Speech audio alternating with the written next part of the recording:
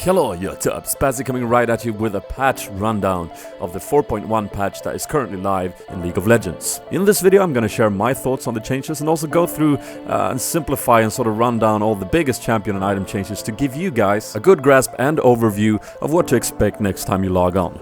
Let's do it! First up, Anivia achieved a little bit of love by getting increased speed on her projectiles and an overall mana cost reduction on her abilities. After that we have Annie, who's getting nerfed, or is she?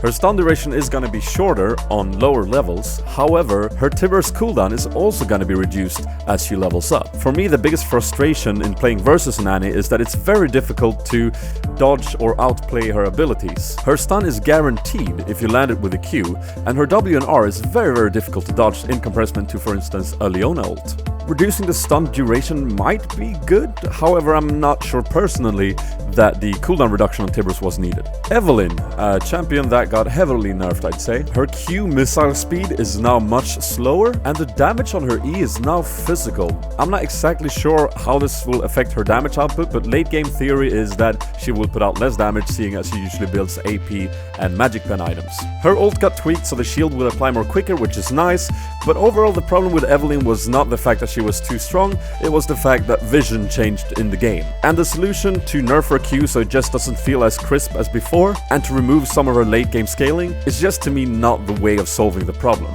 Not that I have a better solution, but just saying. Janna's ultimate got changed into the better, I'd say. It now begins to channel immediately, the channel time is reduced, and the healing per second is increased. A very well placed buff, I'd say, because this is usually how people utilize the ult late game, and it just makes it fit that usage much better. Jinx is getting hit early game by having her base health reduced, while also having her health per level increased. The damage on her E is getting reduced, and also tweaked so that people like Lee Sin cannot swoosh over it without getting affected by it. Now, Jinx is a very strong early game champion, I guess, but if there was one ADC we would target this patch, I'd thought it was Lucian, but I guess not.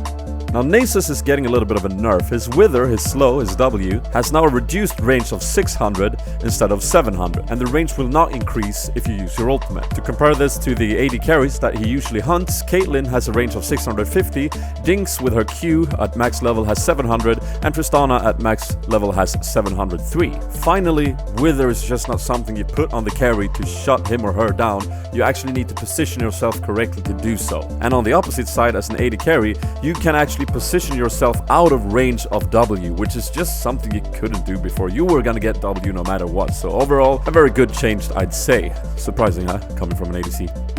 Rengar, not surprisingly, getting nerfed, less sustain in lane with his W, and an overall harder time to perform that empowered auto attack with only a 2-second window now from 6 before. In my opinion, not much to say here, a nerf well needed.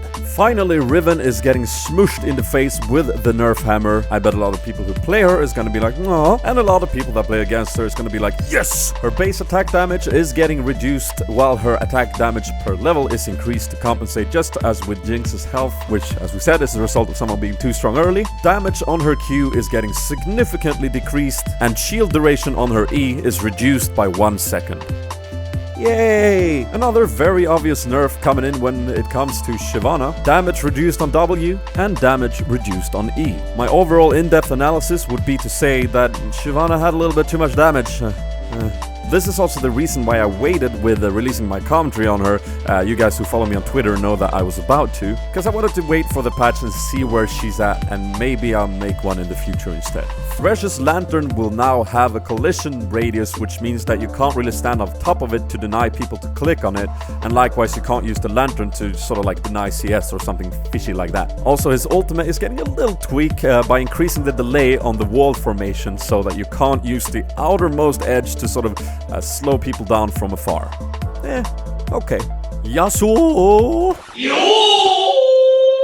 His abilities is getting a little bit of a tweak to work properly, that's awesome, but most importantly his ultimate will now grant him maximum flow when it's used, which is significant because it means that his passive shield will be up and ready to take some damage every time you go in with his ultimate. You guys know that I love to play Yasuo, but that being said, I don't know if he's in a good spot or even viable, since you have to build a team comp around him, and maybe after this buff people will want to do that more often, but I don't know, we'll see. There's a big item change coming into this patch, and it's regarding the jungling items. All the Spirit Stone items now have their passive mana and health regen taken away from them and replaced by the sort of lifesteal and mana steal mechanics you see on the Spectral Wraith. In addition, the Wraith item itself also has a ability power stack item per large monster kill, which is going to help the scaling of those AP junglers a little bit better. And now to the map changes that is a big discussion right now in the community. The outer turrets no longer gain bonus armor and magic resist for the first 8 minutes of the game, and top and mid lane turrets now have 20 damage reduction from champion basic attacks. This is a response from Riot in order to make the 2v1 lane swaps more of a risk for the team that does it. While I understand this because I'm not a fan of seeing the top laning running around leeching XP from the jungler in the beginning of the game, it is a topic of discussion indeed, because it essentially means that bottom lane turret will fall faster if it's under attack by an early push. I think what upsets a lot of people is the fact that it is a statistic unbalance and not a visual one, which is pretty weird because they're not that different. But as players, we see them as different, and we think now that the map is no longer a flat surface for us to explore and apply innovation and playstyles to. But we've never had that in reality. I mean, if you look at the top lane and bot lane as it is, I mean, the top lane brush formation looks completely different than the bottom lane one,